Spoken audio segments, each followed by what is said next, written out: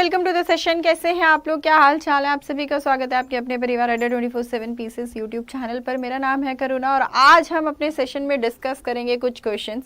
मुझे उम्मीद है कि आप सब बढ़िया होंगे, मस्त होंगे, एकदम झकाझक मजे में होंगे, राइट। तो सेशन की शुरुआत करते हैं एक मोटिवेशनल कोट के साथ, जो क्या कहता है, जो कहता है कि कई जीत बाकी है तो कई हार बाकी है, अभी तो जिंदगी का सार बाकी है। यहाँ से चले हैं नई मंजिल के लिए, यह तो एक पन्ना था, अभी तो पूरी किताब बाकी है। जीतेंगे हारेंगे, अभी तो पूरी जिंदगी का सफर बाकी है, अभी तो चले हैं अपनी मंजिल की ओर। यह तो सिर्फ एक पन्ना है, अभी तो पूरी किताब बाकी है, अभी तो कारवां शुरू किया है और वो आगे बढ़ता रहेगा, बढ़ता रहेगा, बढ़ता रहेगा जब तक हम अपनी मंजिल तक नहीं पहुंचते हैं। और उस मंजिल को पहुंचने के लिए कई बार गिरेंगे भी, ठोकर भी आएंगी, बट कोई बात नहीं, हमें रुकना नहीं है। हम उठेंगे, दौड़ेंगे, फिर चलते ही रहेंगे, चाहे कितनी ही मुसीबतें क्यों ना आ जाएं हमारी लाइफ में, राइट। चलिए, पहला क्वेश्चन आप लोगों की स्क्रीन पर ये रहा, जो आपसे पूछ रहा है कि हमारी इंडियन कॉन्स्टिट्यूएंट असेंबली की लास्ट टाइम मीटिंग कब हुई थी। बताइए जरा कि संविधान सभा की आखिरी बैठक कब हुई थी, कब हुई थी? 26 जनवरी 1950, 11 दिसंबर 1946, 9 दिसंबर 1946, 26 नवंबर 1949 या फिर 24 जनवरी 1950। और साथ साथ आप सभी मुझे इस क्वेश्चन का आंसर तो दोगे ही दोगे और मुझे ये भी बताओगे कि ये बाकी डेट्स क्यों इंपॉर्टेंट है। साथ साथ मुझे ये भी बताओगे कि ये बाकी डेट्स क्यों इंपॉर्टेंट है आप सभी के लिए। चलिए जल्दी बताइए कि इस क्वेश्चन का आंसर क्या होगा कि हमारी संविधान सभा लास्ट टाइम, आखिरी बार संविधान सभा की मुलाकात कब हुई थी? बताइए। When did the Indian Constituent Assembly meet for the last time? 26 जनवरी 1950, 11 दिसंबर 1946, 9 दिसंबर 1946, 26 नवंबर 1949 या 24 जनवरी 1950। देखो, जब हम कॉन्स्टिट्यूएंट असेंबली की बात करें तो 26 नवंबर 1949 को हमारे कॉन्स्टिट्यूशन को एडॉप्ट किया गया था। क्या किया गया था? एडॉप्ट किया गया था। जिस दिन फाइनल रीडिंग खत्म हुई थी उसी दिन 284 मेंबर्स ने सिग्नेचर कर हमारे कॉन्स्टिट्यूशन को एडॉप्ट कर लिया था, संविधान को अपना लिया था। लेकिन फिर उस कॉन्स्टिट्यूशन को इम्प्लीमेंट किया गया था 26 जनवरी 1950 को। कब इम्प्लीमेंट किया गया था? 26 जनवरी 1950 को। ऐसा क्यों? वो इसीलिए क्योंकि 26 नवंबर 1949 को तो अडॉप्ट किया, लेकिन 26 जनवरी 1950 को इसलिए इम्प्लीमेंट किया क्योंकि 26 जनवरी 1930 को पहली बार हमारे देश के अंदर इंडिपेंडेंस डे बनाया गया था, स्वतंत्र दिवस बनाया गया था। क्योंकि 1929 के लाहौर सेशन में हम लोगों ने पूर्ण स्वराज, कंप्लीट इंडिपेंडेंस की मांग करी थी। तो कॉन्स्टिट्यूशन को इम्प्लीमेंट कब किया गया? 26 जनवरी 1950 को। 11 दिसंबर 1946 को हमारी संविधान सभा की सेकंड मीटिंग हुई थी। क्या हुई थी? Second meeting. और फर्स्ट मीटिंग कब हुई थी? 9 दिसंबर 1946 को फर्स्ट मीटिंग हुई थी। 24 जनवरी 1950 ही बचा, इस दिन हमारी संविधान सभा की लास्ट मीटिंग हुई थी, लास्ट बैठक हुई थी। तो सही आंसर क्या हो जाएगा? 24 जनवरी 1950। और दो फैक्ट्स हैं जो आपको इस डेट से रिलेटेड याद रखने हैं, वो ये कि नेशनल एंथम, क्या मैम? नेशनल एंथम और नेशनल सॉन्ग, ये दोनों के दोनों हम लोगों ने कब अडॉप्ट किए थे? तो ये हम लोगों ने अडॉप्ट किए थे 24 जनवरी 1950। नेशनल एंथम और नेशनल सॉन्ग ये दोनों कब अडॉप्ट हुए थे? 24 जनवरी 1950 को ही अडॉप्ट किए गए थे, 24 जनवरी 1950 को। ठीक है, चलो बढ़ते हैं अब अगले क्वेश्चन की तरफ। नेक्स्ट आपसे पूछा है कि जुडिशियल रिव्यू का मतलब क्या होता है? न्यायिक समीक्षा का मतलब क्या होता है? बताइए। To examine the constitutionality of the law pass by the parliament, संसद के द्वारा कोई कानून पास किया गया तो उसकी संवैधानिकता चेक करना। फिर या मौलिक अधिकारों को इन्फोर्स, लागू कराने के लिए जुडिशरी का, न्यायपालिका का जो प्रोसीजर होगा, एक तरीके की PIL होती है। ये सभी के सभी या नन ऑफ द अबव, इनमें से कोई भी नहीं। बताइए इस क्वेश्चन का आंसर होगा क्या?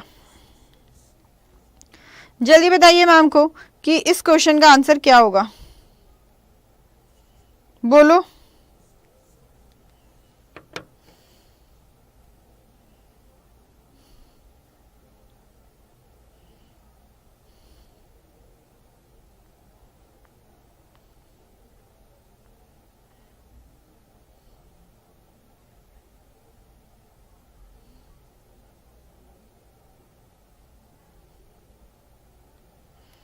बताइए जल्दी से कि जुडिशियल रिव्यू का मतलब क्या होता है, न्यायिक समीक्षा का मतलब क्या होता है। संसद के द्वारा जो कानून पास किया गया है उसकी कॉन्स्टिट्यूशनलिटी, संवैधानिकता चेक करना। बोलो पक्का ये हो जाएगा। देखो जुडिशियल रिव्यू, इसे हम हिंदी में न्यायिक समीक्षा या फिर न्यायिक पुनरावलोकन भी कहते हैं। क्या कहते हैं मैम? न्यायिक पुनरावलोकन भी कहते हैं। ठीक, जब हम जुडिशियल रिव्यू की बात करें, न्यायिक समीक्षा की बात करें, तो जुडिशरी क्या कर रही है? चीजों को रिव्यू कर रही है, मतलब रिकंसिडर कर रही है, दोबारा से देख रही है। वो ये देखती है कि जो आपकी सरकार है, चाहे वो कार्यपालिका का कोई अंग हो या विधायिका हो, वो ये देखती है कि ये लोग कॉन्स्टिट्यूशन के अकॉर्डिंग, संविधान के अनुसार काम कर रहे हैं या नहीं कर रहे हैं। अगर कॉन्स्टिट्यूशन के अकॉर्डिंग काम कर रहे हैं तो वो चीज वैलिड डिक्लेयर हो जाएगी, फिर वो चीज फॉलो होगी। अगर कॉन्स्टिट्यूशन के अकॉर्डिंग काम नहीं कर रहे हैं तो वो चीज नल डिक्लेयर हो जाएगी, अमान्य घोषित हो जाएगी, फिर वो इम्प्लीमेंट नहीं होगी। और जुडिशियल रिव्यू ये हम लोगों ने कहाँ से लिया है? तो ये हम लोगों ने यूएसए से लिया है। कहाँ से लिया है हम लोगों ने? ये यूएसए से लिया है। तो इसका मतलब सही आंसर क्या हो जाएगा? आपका ए हो जाएगा। लेकिन अगर मैं इंडियन कोर्ट्स और यूएसए के कोर्ट्स की जुडिशियल रिव्यू पावर के को कंपेयर करूं कि कौन से कोर्ट्स बेहतर तरीके से जुडिशियल रिव्यू करते हैं, न्यायिक समीक्षा करते हैं, तो वो यूएसए के कोर्ट्स हैं। ऐसा क्यों? वो इसीलिए क्योंकि यूएसए में जुडिशियल रिव्यू करने के लिए जो मेथड फॉलो होता है वो फॉलो होता है due process of law, that is विधि की स्मयक प्रक्रिया। और इंडिया के अंदर जो मेथड फॉलो किया जाता है वो फॉलो किया जाता है procedure established by law. India के अंदर कौन सा मेथड फॉलो किया जाता है? Procedure established by law. ये मेथड हम लोगों ने जापान से बोरो किया था। कहाँ से बोरो किया था मैम? जापान से। प्रोसीजर स्टैब्लिश्ड बाय लॉ, विधि द्वारा स्थापित प्रक्रिया, विधि द्वारा स्थापित प्रक्रिया। ठीक है, बहुत बढ़िया। तो यूएसए के कोर्ट्स की जुडिशियल रिव्यू पावर बेटर होती है in comparison to Indian courts. Next, इनमें से फोर्थ शेड्यूल क्या है? बताइए, चौथी अनुसूची क्या है? फोर्थ शेड्यूल बताइए क्या है? कि सेंटर और स्टेट के पावर्स को डिवाइड करता है या फिर लैंग्वेजेस मेंशन्ड है उसमें?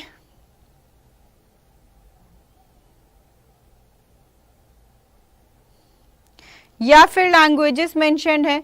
ट्राइबल एरियाज, आदिवासी क्षेत्रों के प्रशासन के बारे में दिया हुआ है। राज्यसभा की सीटों का आवंटन कैसे होगा वो बताइए, क्या है फोर्थ शेड्यूल?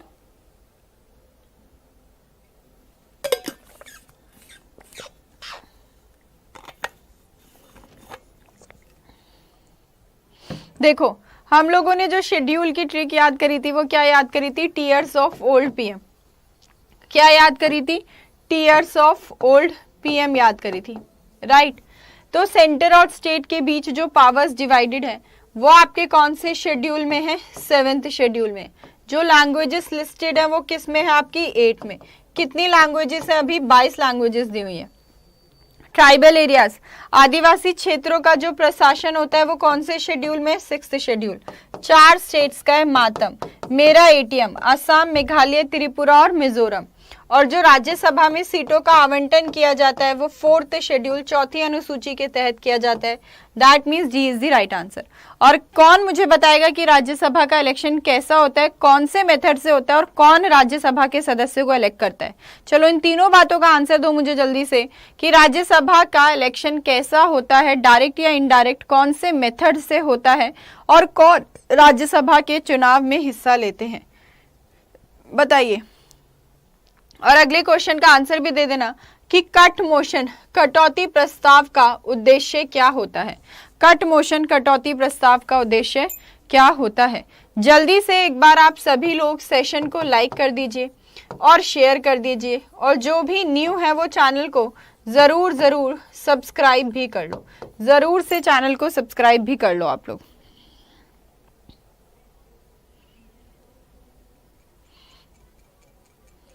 बताइए कट मोशन, नाम ही बता रहा है कट, कट मतलब कुछ कटौती करने के लिए, कुछ कमी करने के लिए। तो जब बजट को पास करा रहे होते हैं तो ग्रांट्स, अनुदान की मांग की जाती है, तो उन अनुदान की मांगों में कमी करने के लिए क्या लाते हैं, कट मोशन लाते हैं, कटौती प्रस्ताव लाते हैं। जब किसी भी बहुत इंपॉर्टेंट मुद्दे पर डिस्कशन करनी हो, बहस करनी हो, तो कौन सा प्रस्ताव आता है आपका, एडजर्नमेंट मोशन, स्थगन प्रस्ताव। क्यों? क्योंकि उस दिन का काम सस्पेंड हो जाता है। जब मिनिस्टर से इंफॉर्मेशन कलेक्ट करनी हो, नहीं। जब ग्रांट, अनुदान की मांगों में क्या करना हो, रिडक्शन करना हो, कमी करनी हो, तो सी होगा राइट आंसर। प्रोसीडिंग्स को पोस्टपोन करना हो, नहीं।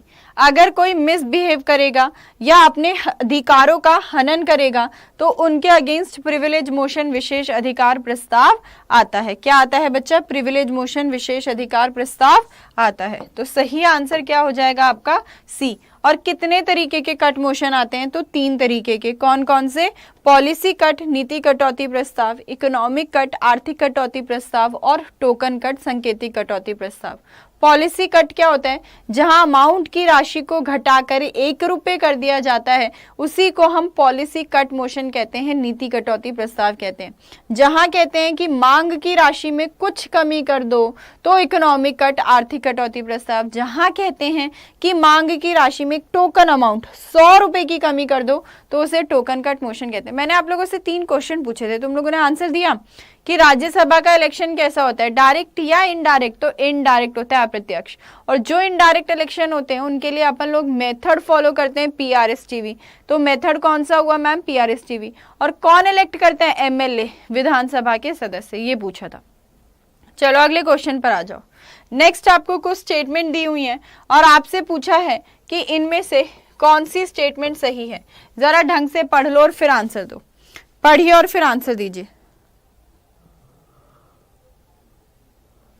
कि कोई नॉन मिनिस्टर अगर किसी बिल को प्रपोज करेगा तो उसे हम प्राइवेट बिल कहते हैं, गैर सरकारी विधेयक कहते हैं। जब कोई प्राइवेट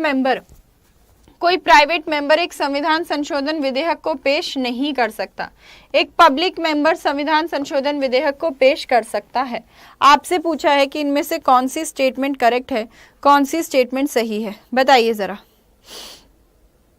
क्या आंसर क्या होगा।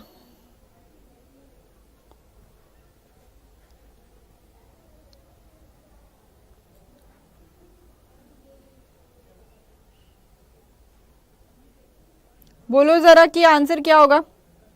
देखो, जब हम बिल को इंट्रोड्यूस करते हैं, विधेयक को इंट्रोड्यूस करते हैं, तो उसे 2 कैटेगरी में कैटेगराइज कर सकते हैं। कितनी कैटेगरी में मैम, 2 कैटेगरी में कैटेगराइज कर सकते हैं। कौन कौन से, कि अगर कोई बिल MP लेकर आ रहा है तो वो प्राइवेट बिल होता है, गैर सरकारी विधेयक होता है।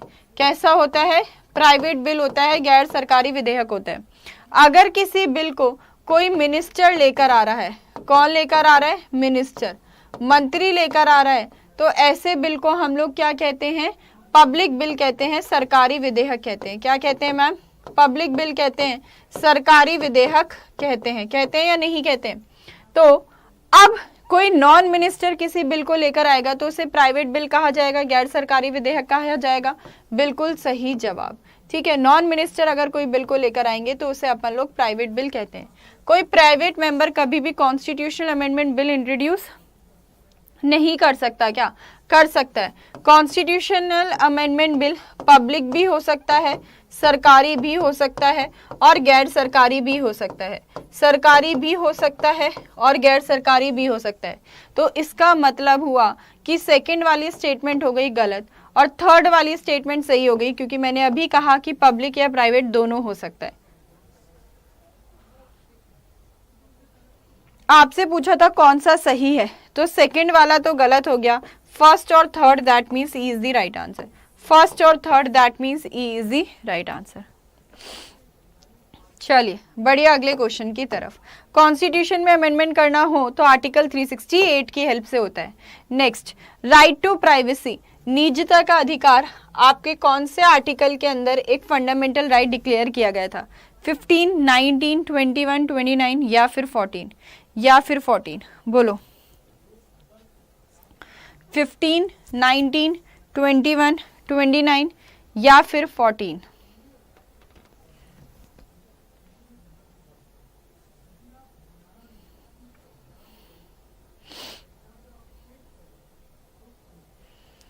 बोलो राइट टू प्राइवेसी किस में आता है?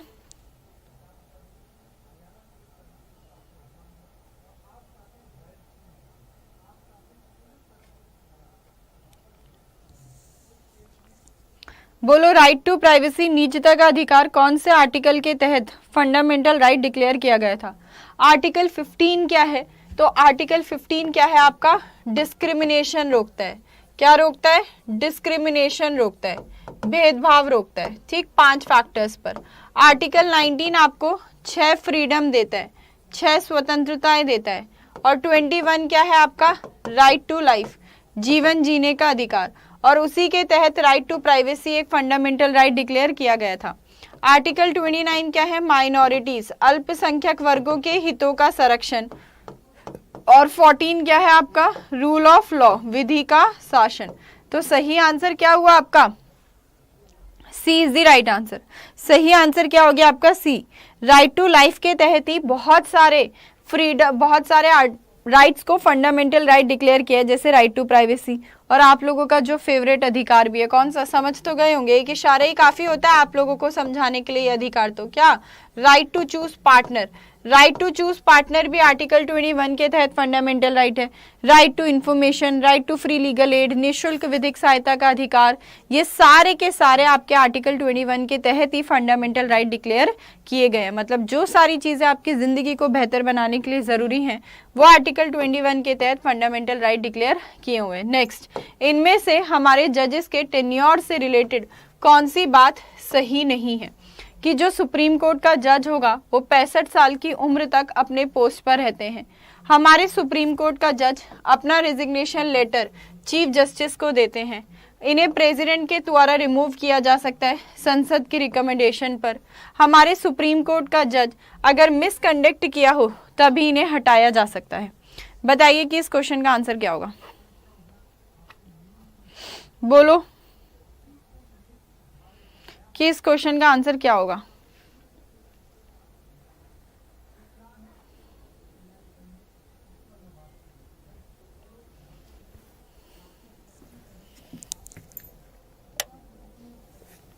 बताइए जरा।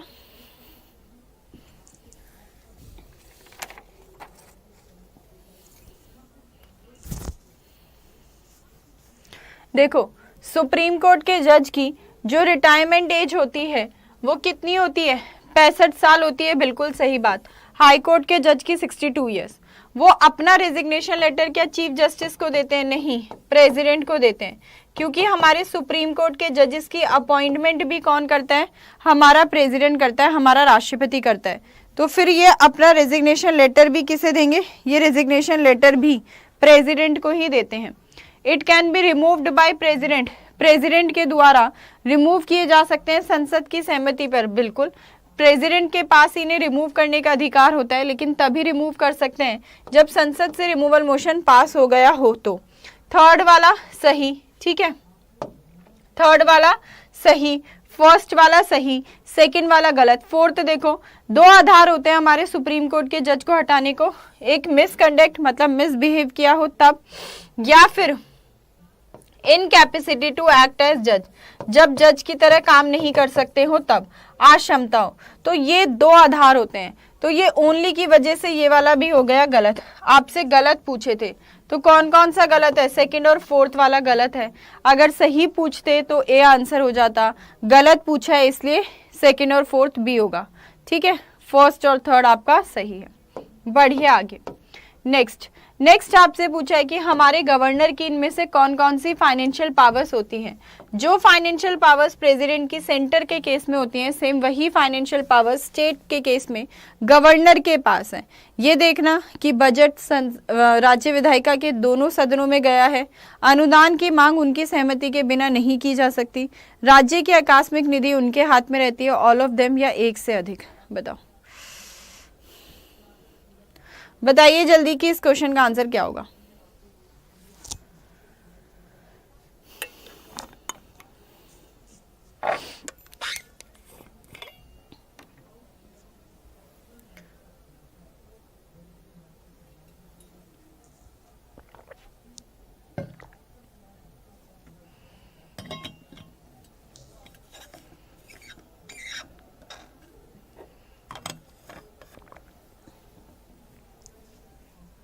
बताओ जरा।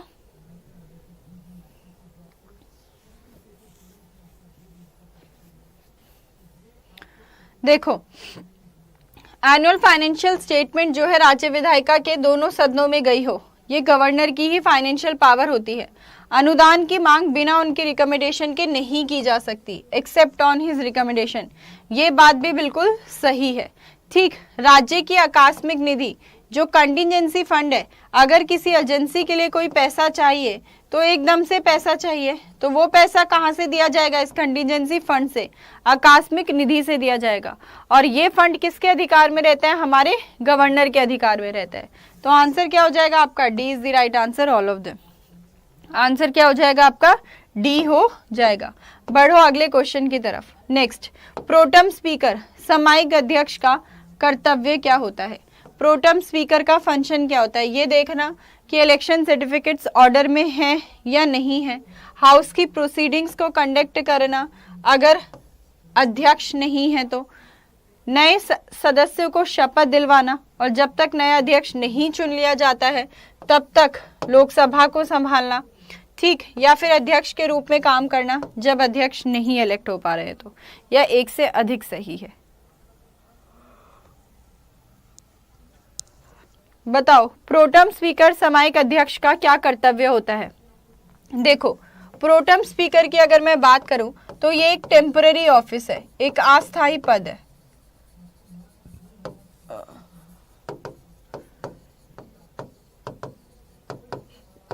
कैसा ऑफिस है? एक टेम्पररी ऑफिस है, एक अस्थायी पद है, ठीक है।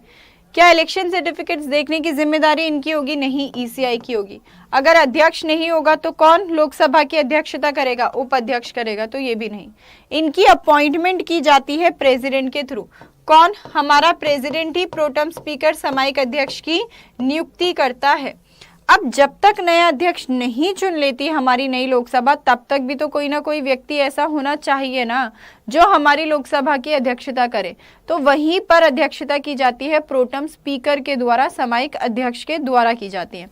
अब सामयिक अध्यक्ष जब तक अपने पद पर है तब तक नया अध्यक्ष नहीं चुन लिया जाता। जैसे ही नया अध्यक्ष चुन लिया जाता है वैसे ही इनका पद खत्म हो जाता है। इनका मुख्य कर्तव्य होता है कि ये नए सदस्यों को शपथ दिलाएं। तो दैट मीन्स सी हो जाएगा सही आंसर। ड्यूटी क्या होती है? नए सदस्यों को शपथ दिलवाना, और जैसे ही नया अध्यक्ष चुन लिया जाता है वैसे ही इनका पद खत्म हो जाता है। तो सही आंसर क्या होगा आपका? सी हो जाएगा। बढ़ो अगले क्वेश्चन की तरफ। नेक्स्ट, आपसे पूछा है कि इनमें से कौन सा कथन गलत है? इनमें से कौन सा कथन गलत है? बताओ। कि सारे के सारे कानून हमारे देश के नागरिकों पर एक जैसे ही अप्लाई होते हैं। ठीक, अगर किसी ने कोई गुनाह कर दिया, ऑफेंस कर दिया, तो फिर उन्हें सजा सुनाई जाती है, पनिशमेंट सुनाई जाती है। केवल पहले वाला सही है, केवल दूसरे वाला, दोनों सही है, या दोनों में से कोई भी नहीं, या दोनों में से कोई भी नहीं? बताओ।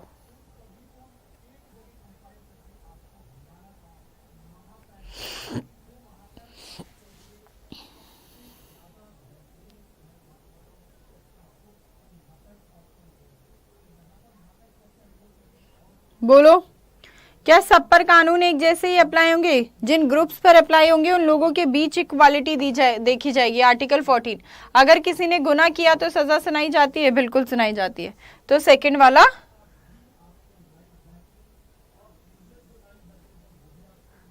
ठीक है, चलो आगे बढ़ो। नेक्स्ट आपसे पूछा हुआ है कि इनमें से कौन सी स्टेटमेंट फॉल्स है? बताओ।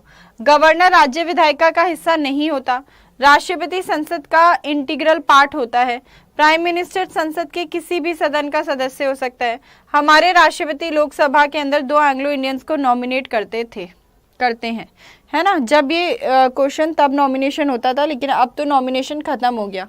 और नॉमिनेशन अब कौन से अमेंडमेंट से खत्म हुआ है?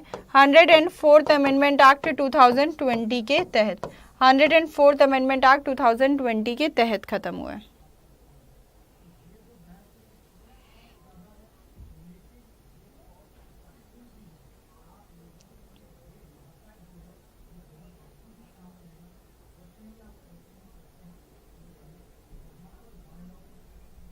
बोलो जरा।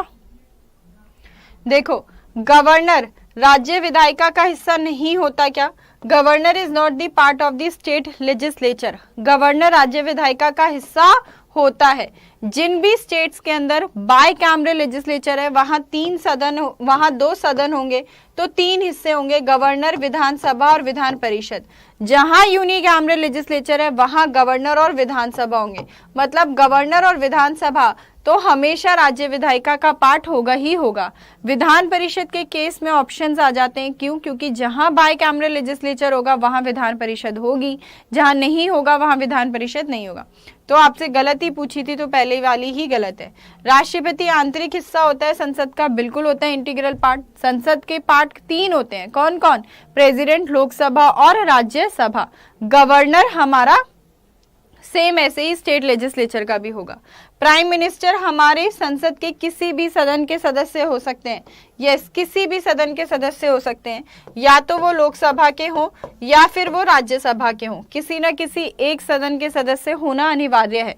सदस्य नहीं भी हैं तो भी अपॉइंट होंगे, क्यों? क्योंकि उनके पास 6 महीने का टाइम होता है सदस्यता ग्रहण करने का। अगर नहीं कर पाए तो फिर वो पीएम नहीं रहेंगे। तो ए होगा इसका सही आंसर।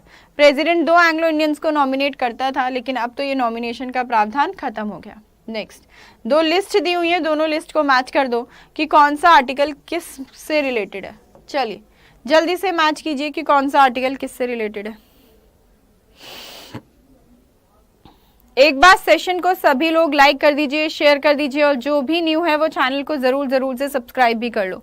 14, 36, 74, 368। जरा जल्दी से मैच करो कि क्या हो जाएगा आंसर।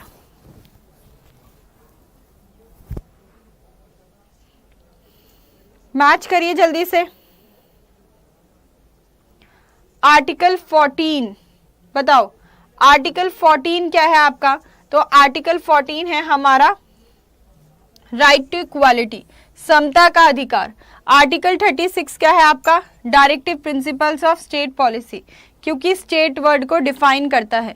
74 किससे रिलेटेड है मैम? काउंसिल ऑफ मिनिस्टर्स, मंत्री परिषद से रिलेटेड है। और आर्टिकल 368 क्या है आपका? अमेंडमेंट, संविधान में संशोधन है। तो ए का 3, बी का 4, सी का 2, डी का 1। ए का 3, बी का 4, सी का 2 और डी का 1। 3, 4, 2, 1 that means D is the right answer. 3, 4, 2, 1 that means D is the right answer. सही आंसर क्या हो जाएगा आपका? डी हो जाएगा। चलो अगले क्वेश्चन की तरफ बढ़ो। नेक्स्ट, ओथ और अफर्मेशन। आपके जो 3rd शेड्यूल है, जो 3री अनुसूची है, उसमें किस किस के शपथ मेंशन्ड है बताओ? कैग के, चीफ इलेक्शन कमिश्नर के, हाईकोर्ट के चीफ जस्टिस के, बताइए किस किस के?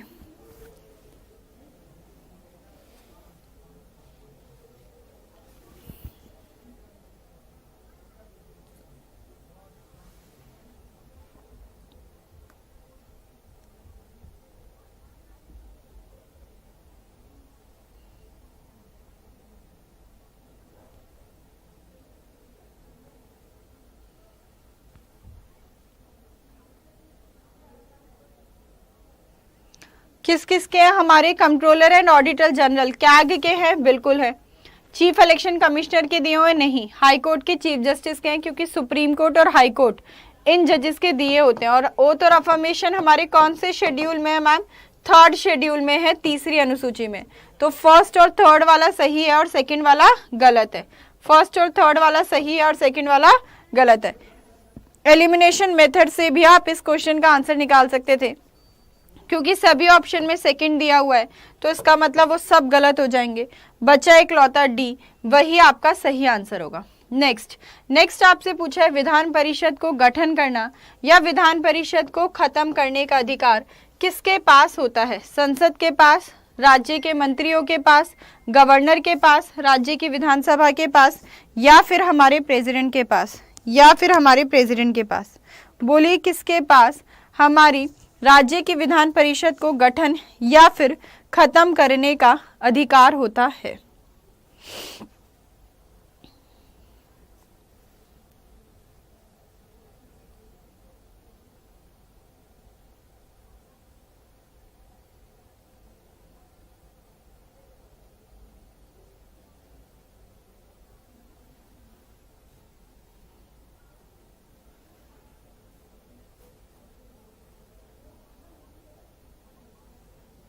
बताओ किसके पास होता है?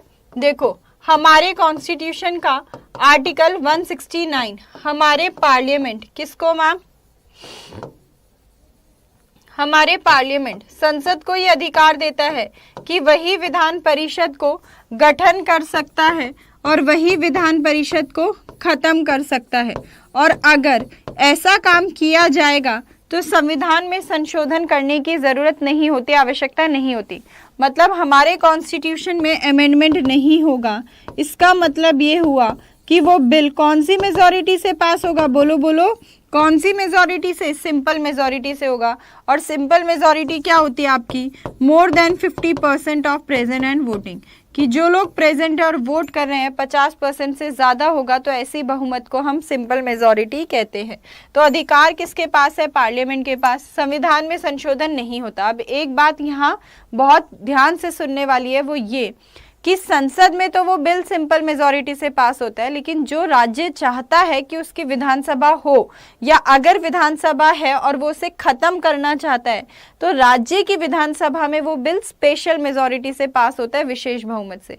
लेकिन पार्लियामेंट में वो बिल सिंपल मेजॉरिटी से पास होता है। क्यों? क्योंकि कॉन्स्टिट्यूशन में अमेंडमेंट नहीं होता, इसलिए पार्लियामेंट में तो सिंपल मेजॉरिटी से पास होगा, लेकिन स्टेट की विधानसभा में स्पेशल मेजॉरिटी से वो बिल पास कराया जाता है। और हाँ, यहाँ पर आपको एक बात और ध्यान रखनी है कि हमारे पास अभी सिर्फ 6 राज्य ऐसे हैं जहाँ पर बाई कैमरल लेजिस्लेचर एग्जिस्ट करता है, मतलब विधानसभा के साथ साथ विधान परिषद भी एग्जिस्ट करती है। और वो 6 राज्य आप कैसे याद रख सकते हो? अम्बुक्त के नाम से। कैसे मैम? अम्बुक्त के नाम से। पहले जम्बुक्त के नाम से याद रखते थे, लेकिन जम्मू कश्मीर अब एक यूटी बन गया, संक्षेत्र बन गया, इसलिए उसे इंक्लूड नहीं करते। आंध्र प्रदेश, महाराष्ट्र, बिहार, यूपी, कर्नाटका और तेलंगाना। आंध्र प्रदेश, महाराष्ट्र, बिहार, यूपी, कर्नाटका और तेलंगाना। सही आंसर क्या हो जाएगा आपका? ए हो जाएगा। नेक्स्ट आपसे पूछा है कॉन्स्टिट्यूएंट असेंबली, संविधान सभा से संबंधित इनमें से कौन सी स्टेटमेंट, कौन से कथन सही है? कि ब्रिटिश गवर्नमेंट ने एक्सेप्ट करा था कि वो एक संविधान सभा का गठन कर देंगे। अगस्त ऑफर 1940 के तहत हमारी संविधान सभा का गठन कैबिनेट मिशन प्लान के तहत किया गया था। हमारी संविधान सभा में 389 मेंबर्स हैं। बताइए कौन सी स्टेटमेंट सही है? बोलो।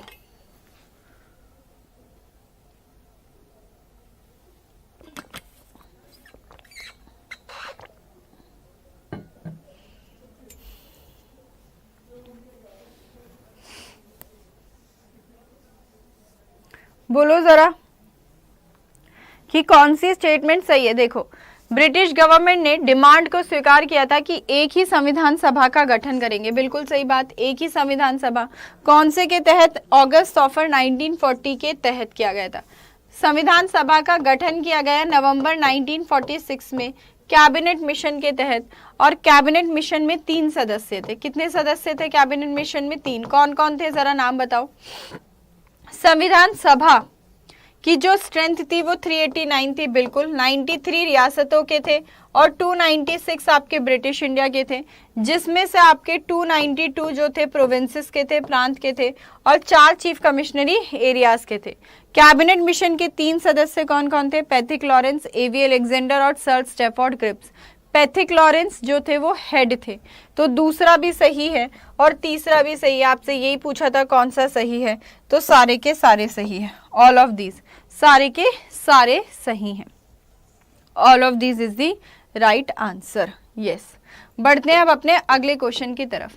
नेक्स्ट आपसे पूछा है कि जब हाई कोर्ट के जजेस को अपॉइंट करना हो तो किन किन की सलाह ली जाती है? बताइए कि किन किन की सलाह ली जाती है। बोलो जरा।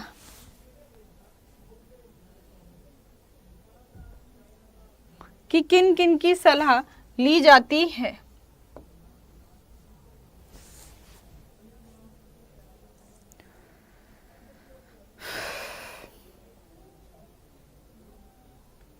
बताइए कि किन किन की सलाह से हाई कोर्ट के जजेस की अपॉइंटमेंट होती है।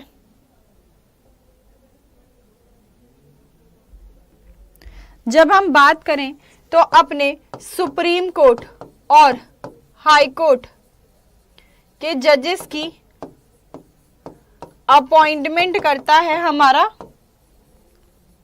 प्रेसिडेंट, हमारा राष्ट्रपति, कोलिजियम मेथड से, राइट। जब हाई कोर्ट के चीफ जस्टिस की अपॉइंटमेंट होगी तो अपॉइंटमेंट कौन करेगा? हमारा प्रेसिडेंट करेगा, राष्ट्रपति करेगा। लेकिन प्रेसिडेंट किस किस की सलाह से करेगा?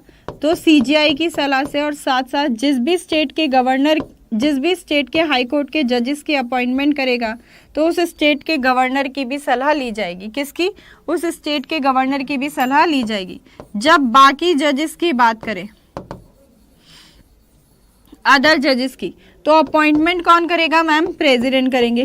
किसकी सलाह लेंगे मैम? सीजीआई की सलाह लेंगे, और साथ साथ उस स्टेट के गवर्नर की और उस स्टेट के हाई कोर्ट के चीफ जस्टिस की भी सलाह ली जाएगी। तो किस किस की? काउंसिल ऑफ मिनिस्टर्स की लेंगे क्या? नहीं। गवर्नर की, चीफ मिनिस्टर की लेंगे क्या? नहीं। सीजीआई की। तो सेकंड और fourth, that means B is the right answer. Second and fourth, that means B is the right answer. सही आंसर क्या हो जाएगा आपका? बी हो जाएगा। बढ़ो आगे। नेक्स्ट, इनमें से किसके अकाउंट्स को हमारा कैग ऑडिट नहीं करता? म्युनिसिपैलिटी, स्टेट गवर्नमेंट, गवर्नमेंट के कंपनी, सेंट्रल गवर्नमेंट, या नन ऑफ द अबव?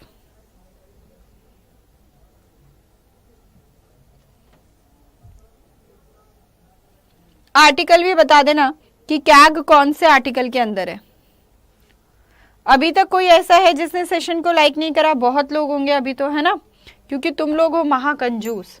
जल्दी से सेशन को लाइक करिए, शेयर कर दो, और जो भी न्यू है वो चैनल को सब्सक्राइब भी कर लो। बताइए, इनमें से कौन से अकाउंट है जिन्हें कैग ऑडिट नहीं करता है? Municipal institution, state government, government की कंपनी, सेंट्रल गवर्नमेंट, या नन ऑफ द अबव? देखो, कैग का कौन सा आर्टिकल है? तो कैग का कौन सा आर्टिकल है मैम? आर्टिकल 148। 148 क्या है आपका? कैग। कैग की फुल फॉर्म क्या होती है? Controller and auditor general of India. Bharat का नियंत्रक व महालेखा परीक्षक जो होता है वो आपका कैग होता है। आपकी सेंट्रल गवर्नमेंट, केंद्र सरकार, या फिर आपकी स्टेट गवर्नमेंट, आपकी सेंट्रल गवर्नमेंट या आपकी स्टेट गवर्नमेंट जो भी खर्चा करती है उन सब को ऑडिट करता है आपका कैग। कौन करता है? कैग करता है। चाहे स्टेट गवर्नमेंट करे, गवर्नमेंट की कंपनीज करे, या सेंट्रल गवर्नमेंट करे। लेकिन जो म्युनिसिपल इंस्टीट्यूशंस हैं ये लोकल गवर्नमेंट के हैं। कौन है? Local government. तो पंचायत और म्युनिसिपैलिटी के आपके कैग ऑडिट नहीं करता है। ठीक, कैग ऑडिट नहीं करता है।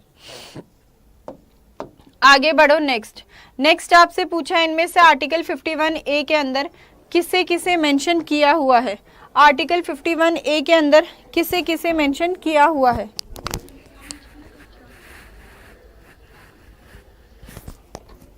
बताओ। National flag, national anthem, national song, बोलो। आर्टिकल 51A क्या है आपका? तो आर्टिकल 51A क्या है आपका? फंडामेंटल ड्यूटीज, मौलिक कर्तव्य, जो कॉन्स्टिट्यूशन के पार्ट 4A में आता है। कौन से अमेंडमेंट से ऐड किए थे? 42nd अमेंडमेंट एक्ट 1976 से हमने इन्हें ऐड किया था। नेशनल फ्लैग है? बिल्कुल है। नेशनल एंथम है, नेशनल सॉन्ग और एम्बलम नहीं है। तो 1 और 2 है मैम। क्या है? 1 और 2 कि आप अपने संविधान का पालन करेंगे, नेशनल फ्लैग, नेशनल एंथम की रिस्पेक्ट करेंगे, है ना। तो ये सब तो मेंशन है, लेकिन नेशनल सॉन्ग और नेशनल एम्बलम का कोई जिक्र नहीं है। इसका मतलब सही आंसर जो हो जाएगा 1 और 2, और 1 और 2 कहाँ दिए हुए हैं? बी में दिए हुए हैं। That means B is the right answer. अभी कितनी फंडामेंटल ड्यूटीज एग्जिस्ट करती हैं?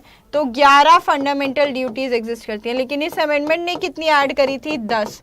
जो 11th फंडामेंटल ड्यूटी है, जो 11वां मौलिक कर्तव्य है, उसे हमने ऐड किया था 86 अमेंडमेंट एक्ट 2002 से, जो कहता है कि अगर आप गार्जियन है या पेरेंट है और आपके 6 से 14 साल तक की उम्र का बच्चा है तो आप उसे एडुकेशन देंगे, आप उसे शिक्षा देंगे। चलिए आगे बढ़िए। नेक्स्ट आपसे पूछा इनमें से कौन सी स्टेटमेंट करेक्ट है regarding right to freedom as they are mentioned in article 19 to 22? बताइए। किसी भी व्यक्ति से उसके जीवन जीने का अधिकार नहीं छीना जा सकता। इस procedure laid down under the law. It protects freedom of speech and expression, बोलने की और अभिव्यक्ति की स्वतंत्रता को सुरक्षित रखता है। Article 21A was added by 82nd amendment act 2006। बोलो। देखो आर्टिकल 21 क्या है आपका? राइट टू लाइफ, जीवन जीने का अधिकार है। Freedom of speech and expression आपका आर्टिकल 19 का पहला फ्रीडम है। और आर्टिकल 21A जो राइट टू एजुकेशन है, that was added by 86 amendment act 2002। 86 amendment act 2002। तो ये वाला गलत हो गया, सही पूछा था। तो फर्स्ट और सेकंड सही है, फर्स्ट और सेकंड सही है। कौन सा सही है मैम? फर्स्ट और सेकंड वाला सही है और थर्ड वाला गलत है ना। कंफ्यूज मत हो जाना कि 82 अमेंडमेंट एक्ट 2006 है क्या, नहीं, 86 अमेंडमेंट एक्ट 2002 है, जो कि राइट टू एजुकेशन, शिक्षा का अधिकार, फंडामेंटल राइट ऐड किया था। चलिए आगे बढ़िए। नेक्स्ट आपसे पूछा हुआ है कि इंडियन कॉन्स्टिट्यूशन क्या है? फेडरल है, यूनिटरी है, क्वाजी फेडरल है, या फिर प्रेसिडेंशियल है, या नन ऑफ द अबव है, या फिर नन ऑफ द अबव है।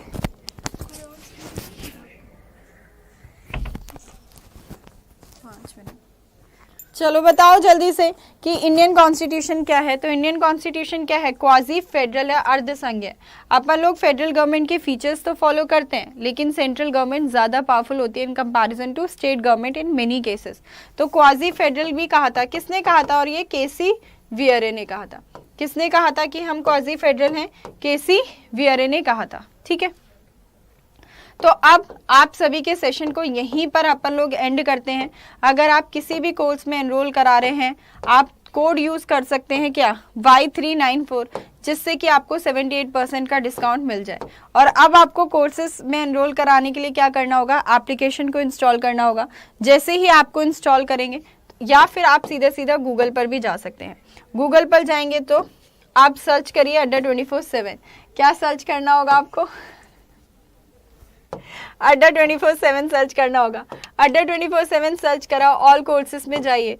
ऑल कोर्सेज में जाने के बाद आप यूपीएससी कैटेगरी चूज करिए, फिर स्टेट पीएससी कैटेगरी चूज करिए। स्टेट पीएससी में जाकर आपको सारे के सारे बैचेस यहाँ पर दिख जाएंगे। आप जिस भी बैच में एनरोल कराना चाहते हैं या महापैक में एनरोल कराना चाहते हैं, तो आप कोड यूज कर सकते हैं Y394।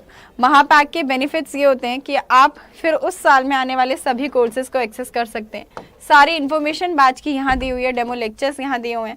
आप बाय नाउ के ऑप्शन पर जाइए। जैसे ही बाय नाउ के ऑप्शन पर जाएंगे तो आपको यहाँ पर आपसे कूपन कोड पूछेगा, और कूपन कोड क्या अप्लाई करना है आपको? Y394।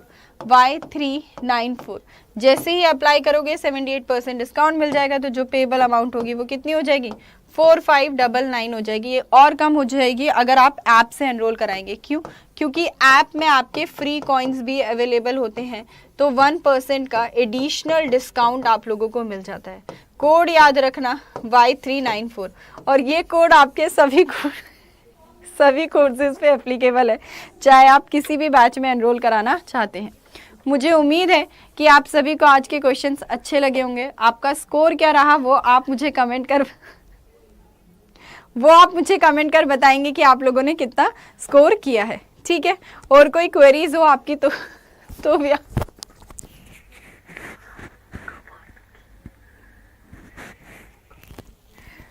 भी आप मुझसे कमेंट कर पूछ सकते हैं। ठीक है, thank you so much for attending the session.